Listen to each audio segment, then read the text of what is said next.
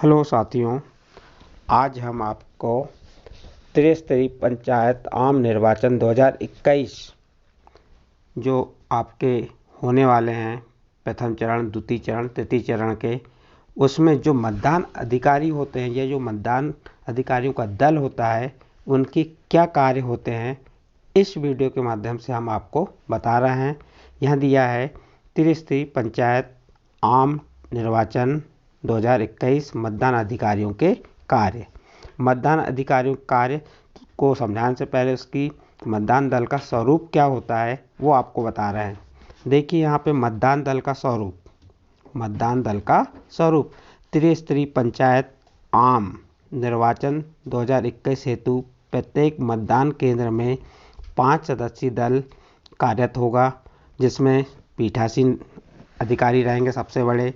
उसके बाद नंबर 2 में मतदान अधिकारी क्रमांक 1 रहेगा, मतदान अधिकारी क्रमांक 2, मतदान अधिकारी क्रमांक 3, मतदान अधिकारी क्रमांक 4। इस प्रकार से ये दल गठित होगा। इस दल में पीठासीन अधिकारी होंगे, मतदान अधिकारी होंगे। मतदान अधिकारी क्रमांक 1 होगा, 2 होगा, 3 होगा और 4 होगा। इनके क्या कार्य हैं हम आपको बता रहे हैं। देखिए सबसे पहले जो आप वहाँ पे हमारा जो बूथ केंद्र होगा वहाँ पे उसमें किस प्रकार से व्यवस्था होगी वह देखेंगे हम। सबसे पहले जो रहता है, यहाँ से ये गेट रहेगा, ये गेट से मतदाता एंट्री करेगा। सबसे पहले मतदाता क्रमांक 1 पे जाए, मतदान अधिकारी 1 के पास जाएगा, फिर 2 के पास जाएगा, फिर 3 के पास जाएगा, 3 के बाद 4 यहाँ मतदान हेतु प्रकोष्ठ में जाएगा। उसके बाद मतदान अधिकारी 4 के पास जाएगा। मतदान अधिकारी उसे बैलेट इशू करेगा और वो वहाँ पे मतदान करने के बाद वह पीठासीन अधिकारी की नज़रों के सामने से बाहर निकलेगा। इस प्रकार से ये उसका प्रकोष्ठ बनेगा, अपना जो मतदान कक्ष बनेगा उसमें। अब हम आपको सबसे पहले मतदान अधिकारी क्रमांक 1 के उत्तरदायित्व के बारे में बताएंगे। मतदान अधिकारी क्रमांक 1 का उत्तरदायित्व क्या है? नंबर 1 इसमें दिया है प्रभारी। मतदाता सूची की चिन्हित प्रति व अमिट शाही का प्रभारी होता है। जो मतदाता अधिकारी क्रमांक 1 क्या होता है? मतदाता सूची के चिन्हित प्रति व अमिट शाही का प्रभारी होता है। मतदान अधिकारी क्रमांक 1 फिर यहाँ दिया है, देखिए, मतदान अधिकारी क्रमांक 1 मतदाता सूची के चिन्हित प्रति का प्रभारी होता है। पीठासीन अधिकारी का विशेष सहयोगी होता है।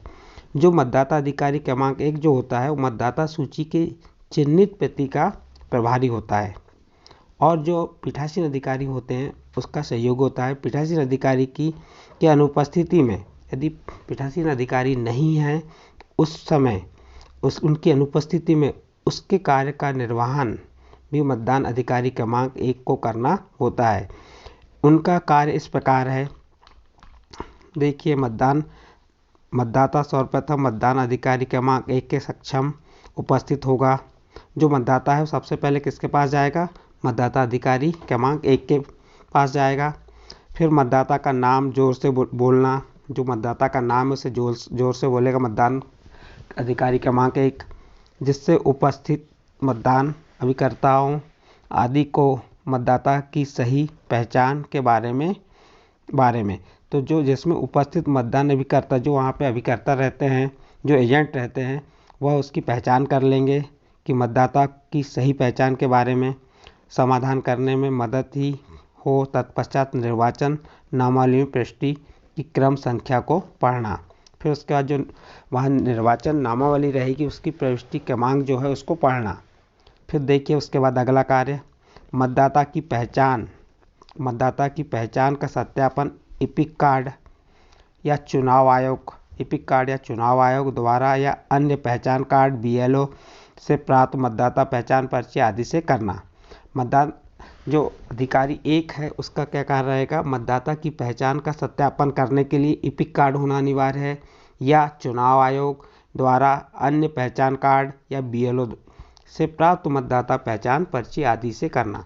निर्वाचन नामावली की चिन्हित प्रति में मतदाता के सक्षम मार्किंग निम्नानुसार करना।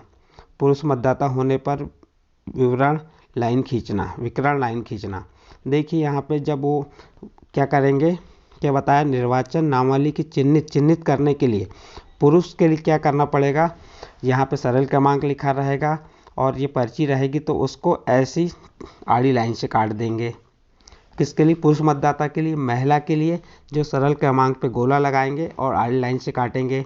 फिर थर्ड जेंडर जो होता है उसके लिए राइट का चिन्ह लगाएंगे और आड़ी लाइन से काटेंगे। तो ये क्या हो गया, ये अपना निर्वाचन नामावली की चिन्हित प्रति में मतदाता के सक्षम मार्किंग कैसे करना है ये बताए, और पुरुष मतदाता होने पर विवरण लाइन खींचना किस टाइप से ये बता दिया गया है इसमें। नेक्स्ट देखिए आगे क्या दिया है, मतदाता के बाएं हाथ की तर्जनी, बाएं हाथ की तर्जनी में अमिट शाही लगाना।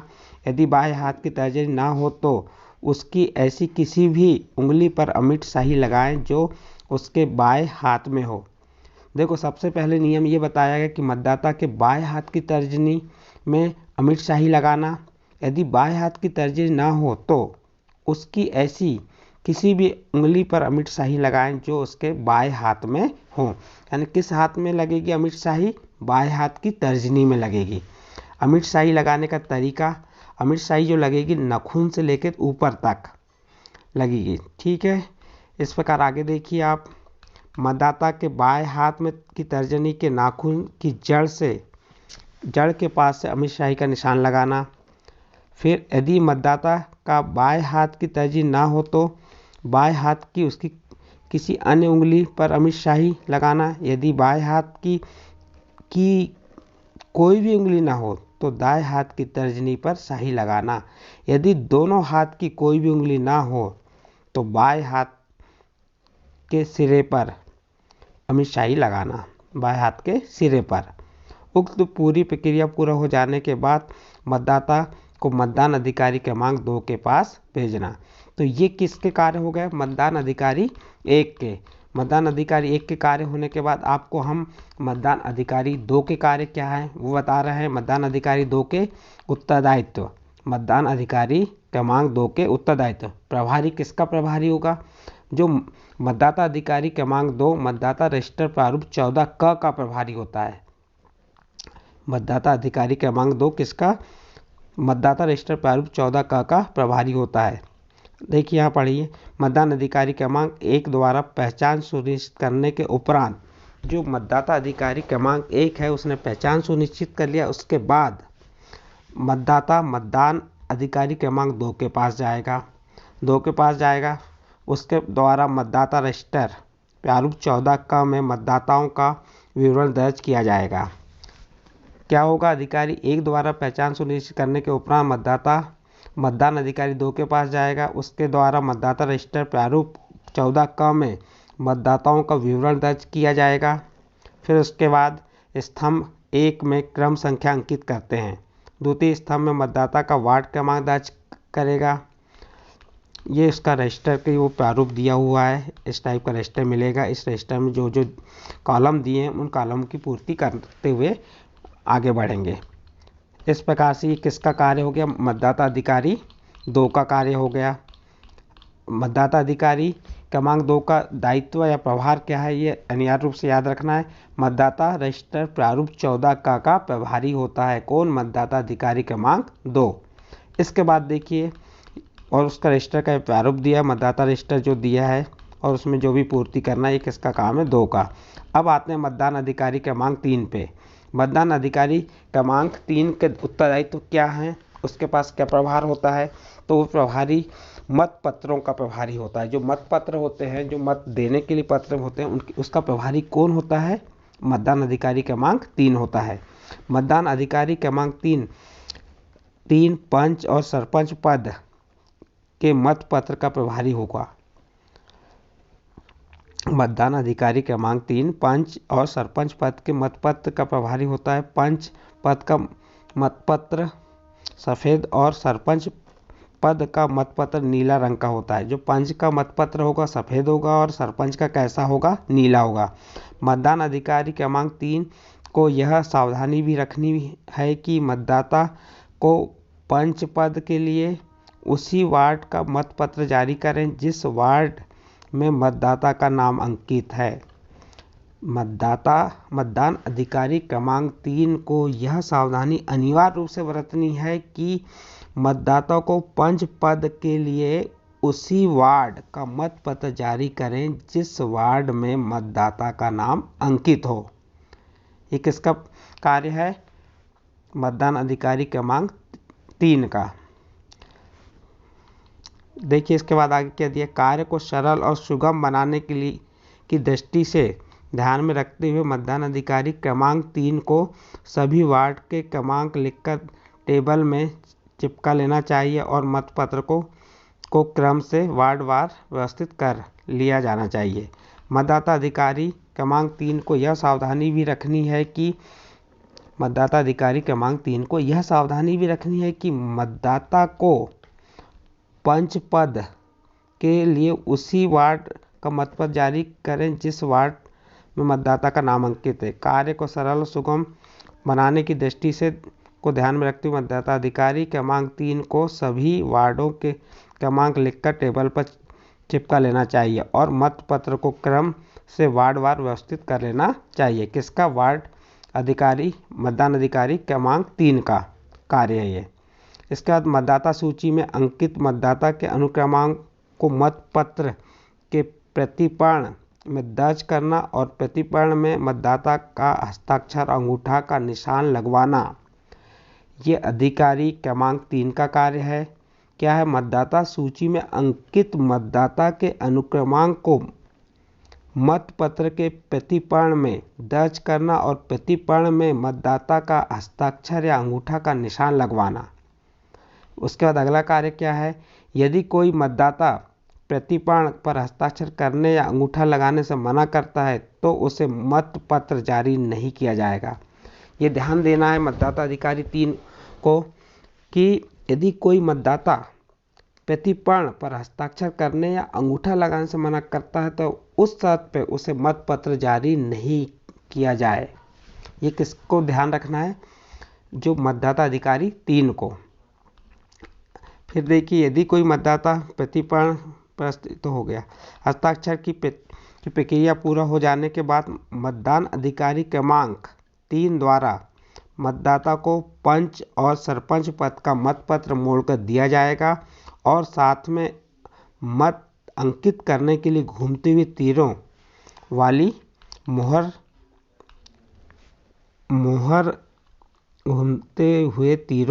रबड़ की मोहर स्याही लगाकर दिया जाएगा। देखो हस्ताक्षर की जो प्रक्रिया पूरी हो गई, उससे हस्ताक्षर ले लिए।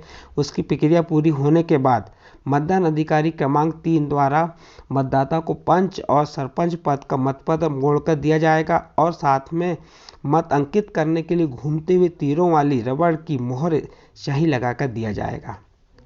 इसके बाद अगला कार्य क्या रहेगा? मतदान अधिकारी क्रमांक 3 यहाँ पर एक और महत्वपूर्ण कार्य करेगा। वह यह कार्य है कि मतदाता को बताना कि वह पहले मतदान कक्ष में जाकर मत अंकित करे और मतपत्र को मत पेटी में डालें एवं साथ में ही यह भी बताएंगे कि इसके पश्चात आपको 2 मत मशीन द्वारा डालने हैं।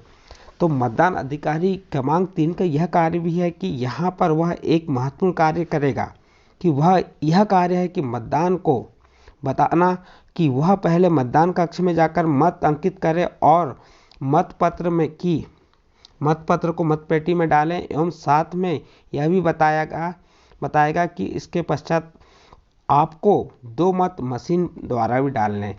यानी कि वो जो मत रहेंगे पंच और सरपंच के, वो तो डालने के बाद उससे ये भी बताना है कि आपको मशीन में भी 2 मत देना है। ठीक है, आगे चलिए। मतांकन पश्चात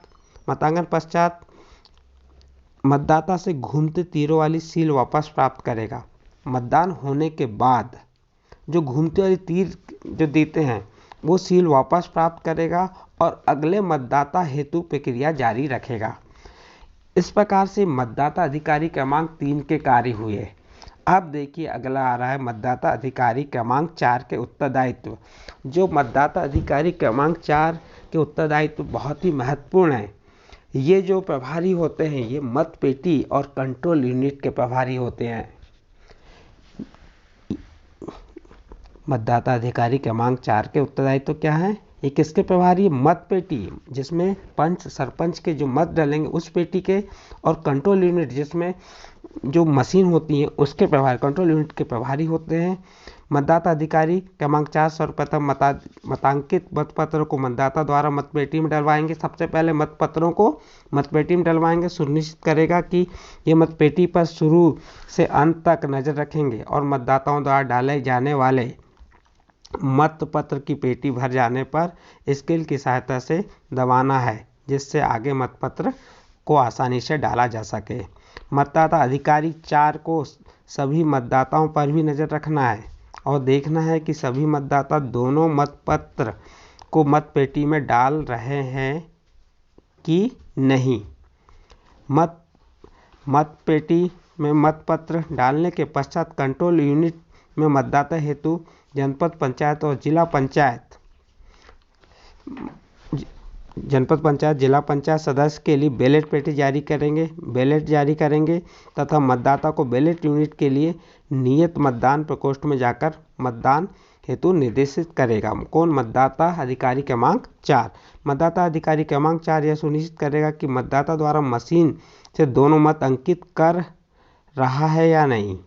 इस हेतु वह ध्यान रखे कि प्रथम मत अंकित होने पर कंट्रोल यूनिट की छोटी बीप आती है तथा कंट्रोल यूनिट की बीजी लैंप लाल जलता है। जो उसका बीप होते है, जो लाइट होता है कैसा जलता है? लाल जलता रहेगा।